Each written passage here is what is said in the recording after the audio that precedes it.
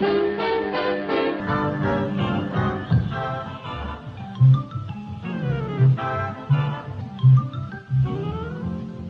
present Jimmy Clitheroe as the Clitheroe Kid with Peter Sinclair, Patricia Burke, Danny Ross and Diana Day in... The Mystery of the Haggis.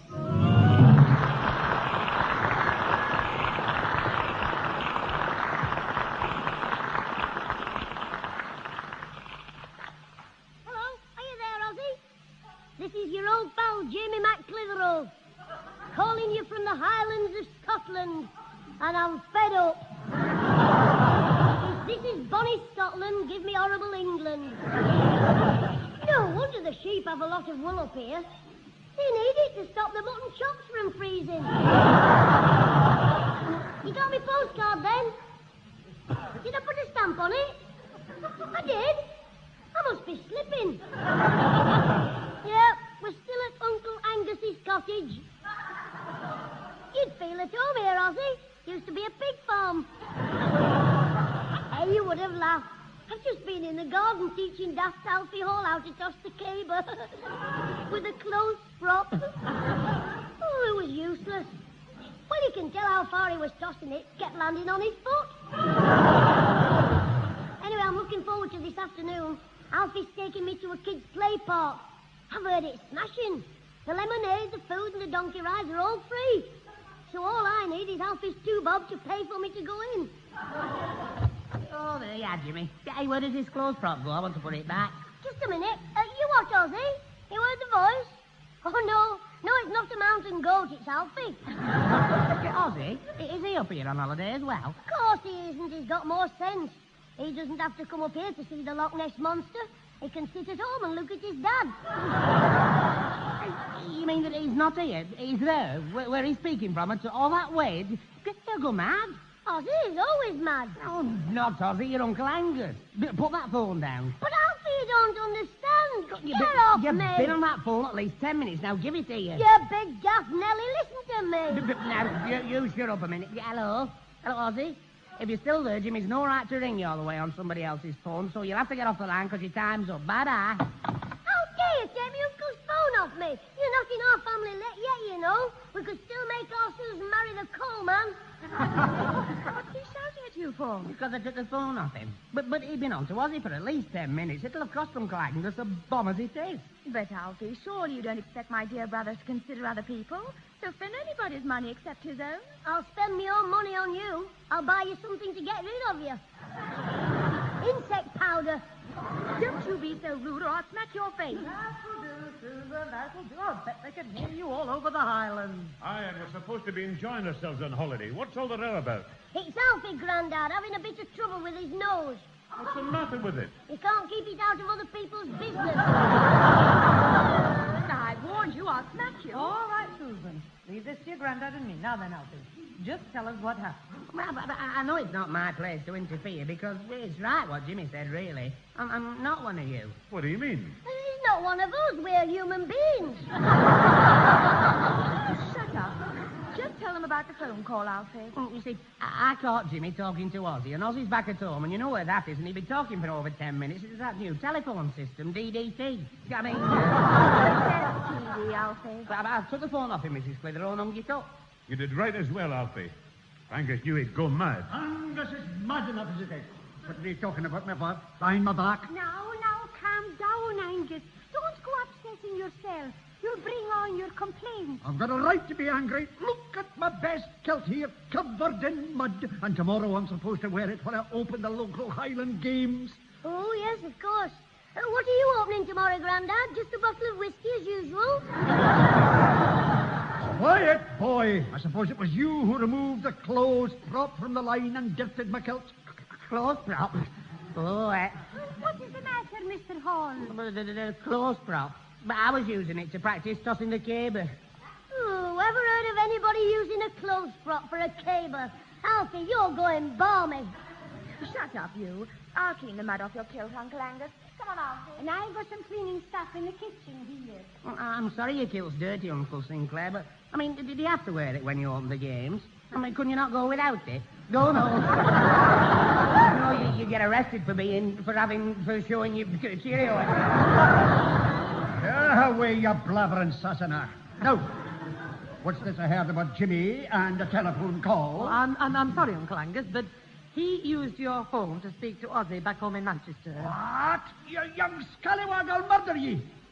I'll answer it. Now, boy, what do you mean by ringing your silly wee pal on my telephone? I don't mean anything, because Ozzy rang me. What? That's what I kept trying to tell everybody. I wrote this phone number on a postcard I sent to Ozzy and asked him to phone me. Oh, I see. Well, that's different. Yeah. Quite different. Yes, getting somebody else to make the call, that shows real thrift. Yeah. Aye. The boy's got some Scots blood in him, after all. And you were all shouting at me and calling me for using the phone. I could get damages for that. All right. Who's that on the phone, Susan? The telephone exchange. They say the charge is 12 shillings. Well, I think I'll go and dig your garden, Uncle. Come here, you. Charge. What charge? The charge for the phone call accepted when Ozzy rang up, reversing the charges. What? That boy. Let me get my hands on him. I will murder him. Oh, heck.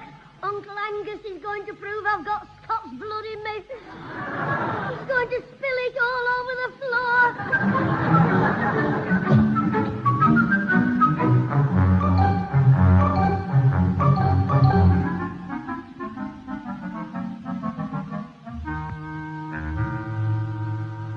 Come on, Alfie, hurry up. I'll never get to the play park at this rate. Just a minute, Jimmy. What are you looking for? Something to write a note on for Susan. I don't think she knows what I'm taking you, but she might be back before we are. Oh, I give up. Use that envelope on the mantelpiece. What, this one? Yeah, but it's a clean one, unused. I don't want to get in bother with your Uncle Angus again. Oh, he's got thousands of envelopes. He won't mind. Now, hurry up and write your note on it for Scraggy Annie. All right. Now, you shut up a minute. Dear Susan. No.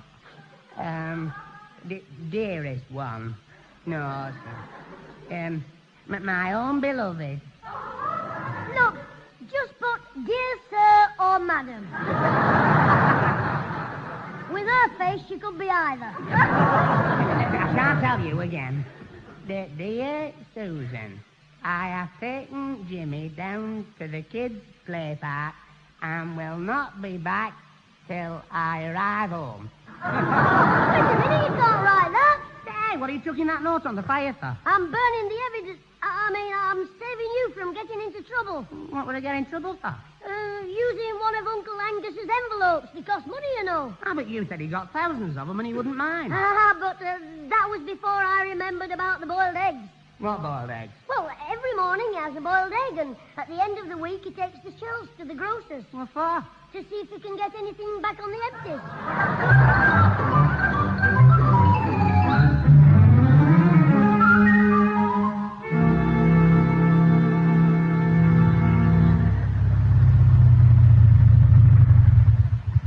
Well, thanks a lot, Alfie. I've had a lovely afternoon, and because you've been so nice about everything, you can pay for me to go to the Highland Games tomorrow. Oh, well, I'm very glad everything's been to your satisfaction. Oh, it has. We must go blackberrying and bird watching again sometime. Oh, I trust you to... You what? We haven't been blollyberry. We haven't been blackberrying and bird watching. I took you to the Clitheroe Play Park. Where my mum said I hadn't to go. What? Oh, no, I've done it again. Yeah, you're always getting yourself in trouble, aren't you? You never seem to learn. Now, look, what did your mum say? It was after the trouble over Ozzy's phone call. She said, if you get Alfie to take you to that play park while I'm out, I'll murder you. And my granddad said, and I'll murder Alfie for taking you. That's why we've been somewhere else. Oh, now I know why you burnt that envelope with a message on. They should call you Corkscrew. You're a real little twister. Oh, stop moaning and come in the house. Oh, come on, then. Well, they must be in because the back door's open. Right, come in the kitchen and keep quiet. I think I can hear him in the living room. Strange Peter staying on at the McDonald's house instead of coming back here with us. Yes, I thought that. Susan, did your granddad tell you why he was staying on in the village? He said he and old Mr. McDonald were going for a stroll to get some fresh air. Yeah, out of a bottle. Hey, shut up and listen. I think he'd need some fresh air after the shock I gave him before we all went out. What do you mean, Angus, you gave Peter a shot? He offered to buy him a pint. Be quiet, will you? You see, Pat, when I went in his bedroom, I found there were 10 halves of your real tickets lying on his dressing table, and the window was open. The wind could have blown the tickets away, and it would have cost him over £12 to replace them. Oh, I heard him saying something about you giving him a fright. I did. I moved the tickets without telling him and put them in a safe place. Oh, where was that? On the mantelpiece in an envelope behind the clock there. Envelope? Envelope? Oh, no. Alfie, what have you done? I've burnt the envelope with 12 quid's worth of... You're not blaming me for it. There's no envelope here now, Uncle Angus. Isn't there? Oh, well, I did tell Peter what I'd done. No doubt he's moved the envelope to a safer place. That's what you need to be in, Alfie, a safer place.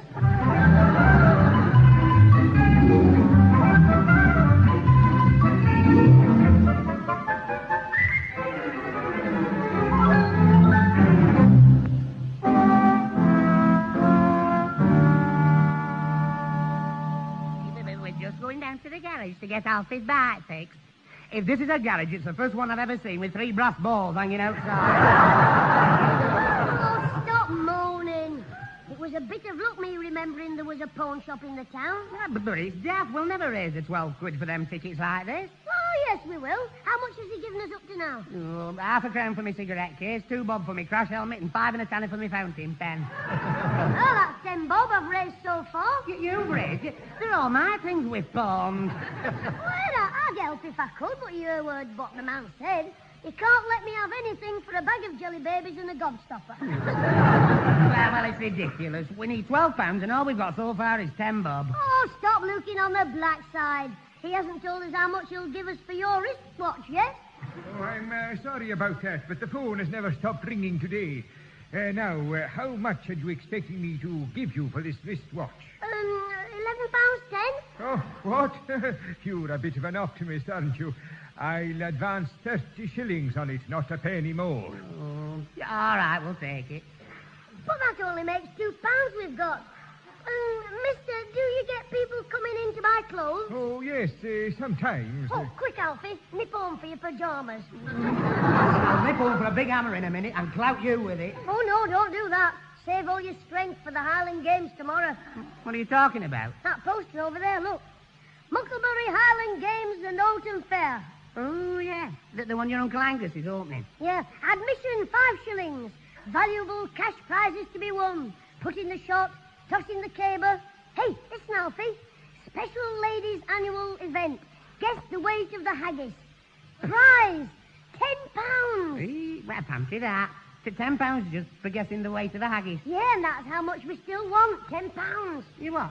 Oh, I see what you mean, but think what the odds must be against guessing the correct weight of it. I mean, the only way you could be sure of winning was to know the exact weight beforehand. Exactly. Go and start your motorbike up. We might be going haggis weighing. Mister! What is it, Sonny? Who makes the haggis for the competition tomorrow? The haggis. Oh, Mrs. McMurdo. Aye, her husband's the railway porter at Mucklebury Hort. Alfie, I know where he lives. In a little cottage near the station. Come on. Hey, now, look, what's he up to? Look, all we've got to do is get in his cottage somehow and weigh that haggis. Oh, I see. And what would we use to weigh it with? That thing hanging behind the counter there. See the label on it? Spring balance, guaranteed to give accurate weight. 5 shillings. But to buy that, we'll have to pawn something else to raise another 5 bob. That's right. So while I'm calling the man over, get your shoes and socks off.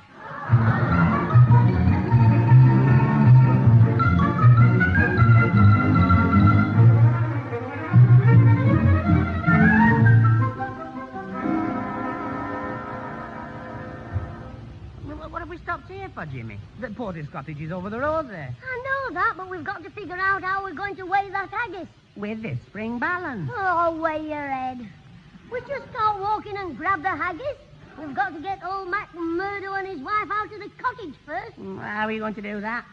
I'm not. You are. I've got it. Go over, bang on the door, and shout for him to bring out a bucket of water. Ah, but I'm not thirsty. A bucket? To put out the fire in their coal shed. Hey, that's a good... Oh, no. No, I can't set fire to the coal shed. Why not? Haven't you got any matches? If you haven't, rub your legs together. I don't mean I haven't got any... You just pretend it's on fire. And when they rush out, I rush in and weigh the haggis. Yes. No. No. I know. Tell them you saw somebody stealing their coal. If they're anything like Uncle Angus, they'll be out there for half an hour counting the lumps. Hey, yes, that might work. Oh, wait, we'll have to be quick. There's his wife coming out of the cottage. Hey, missus, somebody's been stealing your... Shut up, you fool. Let her go, then we'll only have to deal with Dr. Beechin's granddad. Oh, I didn't think. How could you? Right, she's turned the corner now. Now, go and knock on the door, quick. All right. But what have I got to say again? About his coal shed. I'll hide round the side of the house here till you get him out. Oh, yes, I remember. Go on, knock on the door. Start chatting up all Father time before his wife gets back. All right. It's coal shed. Yeah. The fire, was it... oh... Yes? What is it? Oh, Mr. Time. Your dad. Your father. But it's your coal shed on fire. No, that the coal's burning. It's gone. He's pinched your shed. I mean, can I have a bucket of water? A drink? I mean, oh, come and have a look at your coal. I don't know whether you've been at the Moonshine Whiskey or you're just plain balmy, but for the last time my coal shed has not been robbed. But are you sure? The lock's still fastened, as you can see if you use your eyes and give your tongue a rest. Ah, well, maybe the thief locked it up again. Oh, clear off, I'm going in my house. Oh, you can't. He hasn't finished weighing it. The goal, I mean. The thief. It's all right, Alfie. I've weighed it. We can go now. Say ta-ta to the gentleman. Ta-ta, gentlemen. Just shut up. Good riddance of a half mind to report you to the police for disturbing my peace. Oh, he'll be all right now, mister. I'll take him home. Now, fools be on about someone stealing my coal and burning my shed. Is he all there? Well, judge for yourself. Yesterday he tried to phone the Queen to warn her about the Spanish Armada.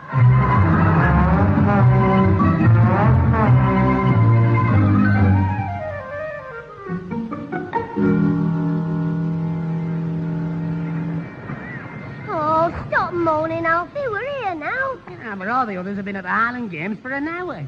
Susan's been waiting for me. Well, she's over there near that tent, so you can take her inside and start your own Highland Games. Oh, very funny.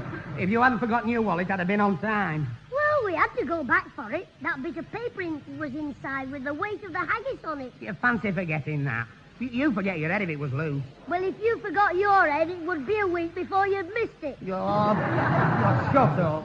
Hello, Susan. I'm sorry I'm late, but Jimmy forgot his wallet and his head was in it. I mean, the paper with the weight of my leg. With what? The weight of his leg. We had to weigh him in bits because the chemist only had one of them baskets you weigh babies in. Oh, dry up. Anyway, Mr. Hall, whether you are early or late, it is of no consequence whatever now. I have made other arrangements. Oh, Sir Alfred.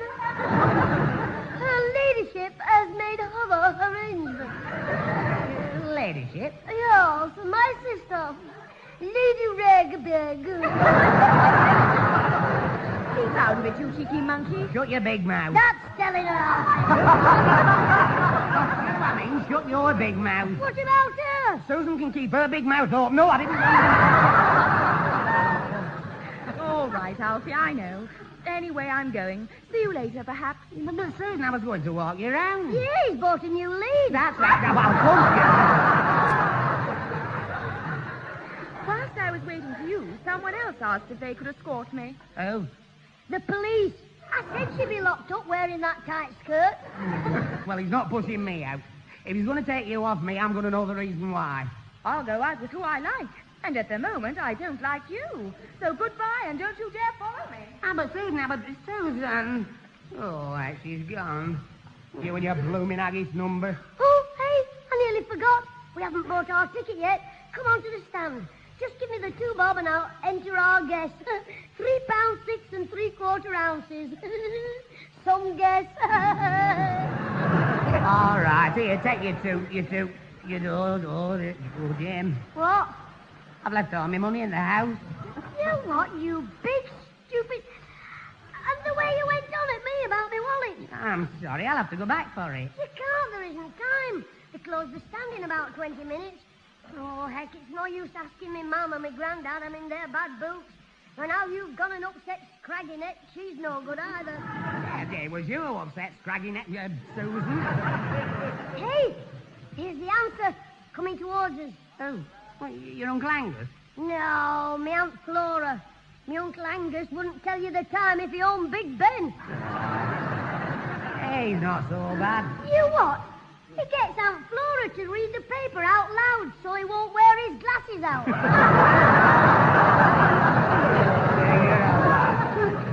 Yeah, anyway, how can you ask her with him there? I can't, that's why you have to keep him busy. How? Talk to him about the speech he made when he opened the games. I didn't hear him make a speech. I know that. He was making it while we were on our way back to the house for my wallet. But he won't know we weren't here. How can I talk about something when I don't know anything about it? You've been doing it for years. Anyway, shut up. Here they come. Hello, Uncle. Auntie. Hello, Jimmy. It's Jimmy and Alfie, Angus. So, I see. Let's go back to the refreshment. Now, shut him up about the speech, Alfie. But how? Flatter him, butter him up a bit. It's easy. Your mother and your grandfather are over the other side, Jimmy. Oh, good. Are they? Well, I'll see him in a bit. Uncle Angus, Alfie wanted to ask you something. Oh, yes? What is it? Well, it's about your speech, but it's private, so Aunt Flora and I'll go over to the haggis stand. Ta-ra! Oh, yes, I do want a ticket. I'll just be a minute, Angus. Yes, see, Alfie. Don't forget about the butter. Are you buying butter for something? No, it's for you. I mean, up. To flutter by. Flutter up. Nothing. If that's your question, the answer is a lemon. Pardon? I'm sorry, but it's difficult to understand you sometimes. Me? Of course, everything you say is crystal clear. Ah, yes. Well, that's because I speak proper. I mean, English, not like you in a foreign accent. Foreign, you southerner. Exactly. You see, it's all right talking funny when you're a native, but I'm not. I'm civilized. I'm from England. I could speak English when I was a baby. Coming wrong. Did the nurse drop you? You what? I could understand a Hottentot better than I can understand you. Ah, well, that's because you both speak the same language.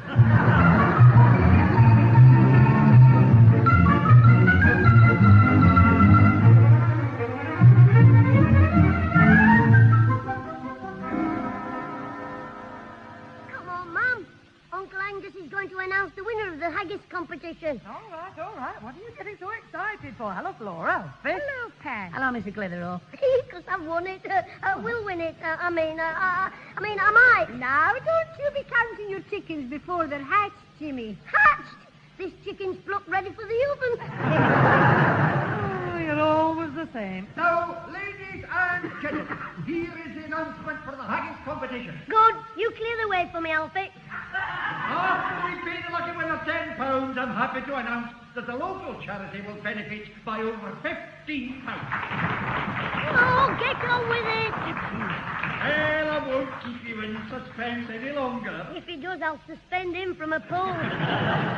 The correct weight is £3, 6 3/4 ounces.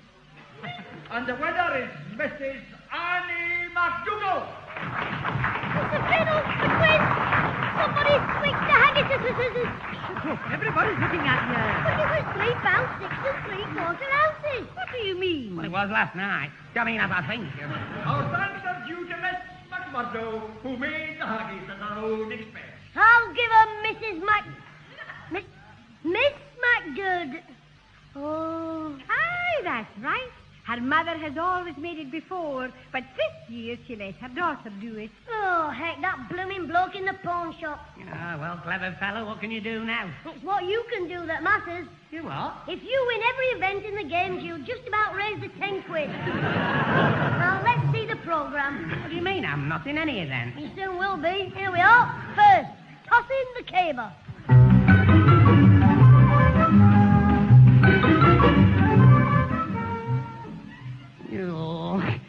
I think I've twisted me back with that blooming pole.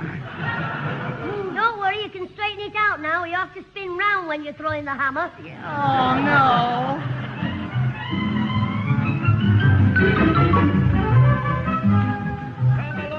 Come along, my bro lads. Surely someone will wrestle our local champion, Robert McGregor. Come along, let's have a volunteer.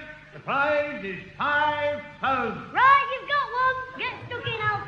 I can't do island wrestling. That's all right. He doesn't know you can't, and I won't tell him.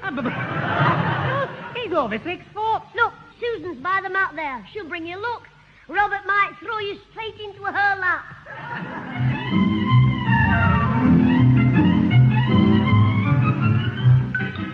Come on, Alfie. Drink this water. Oh, my hand. Oh, my back. Oh, my neck. How's your left foot? Oh, my foot's all right. Oh, well, you've got something to be grateful for, then. Oh, shut up. If I wasn't dying, I'd thump you. What's all this? You all right, Alfie? Oh, goodbye, Mr. Sinclair. I think you'll have to bury me in Scotland. No, you'll be all right. But what possessed you to wrestle Robert McGregor? Wrestle? You don't call that wrestling. Robert shook hands and Alfie submitted with a broken wrist. Don't be funny. It was your Jack's idea. I told you we'd never raise £12 for railway tickets. What railway tickets? Alfie burnt our tickets. He burnt them. So I was trying to raise the money to keep him out of trouble. What, you little fiddler. Our tickets? Well, they're here in my wallet. Look, there you are, all safe and sound. But I threw them on the fire. I mean, the envelope. I mean, Alfie did. The envelope. Uncle Angus put them in on the mantelpiece. Oh, I took them out of there as soon as he left the room. What? You mean I didn't burn them and Alfie needn't have gone in the games? I needn't have hurt me back. Or me head. Or me neck. Yeah, it's funny, isn't it? Still. I spent me money. I pawned me things. Alfie, take it easy. You're ill. Hurt. Remember? Dying, remember. I'll live long enough to murder you. I'll show you some island wrestling. Help! Get off! Oh, no, he's gone mad. Grandad, step for the vet. Clout him with your claymore. Stick your bagpipes in his ear. Help!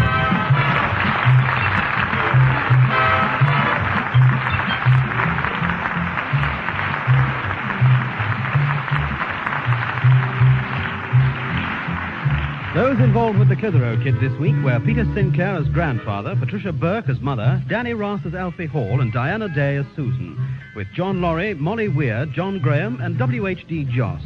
The recorded program was written by James Casey and Frank Roscoe, produced by James Casey, and starred Jimmy Clitheroe as the Kid himself.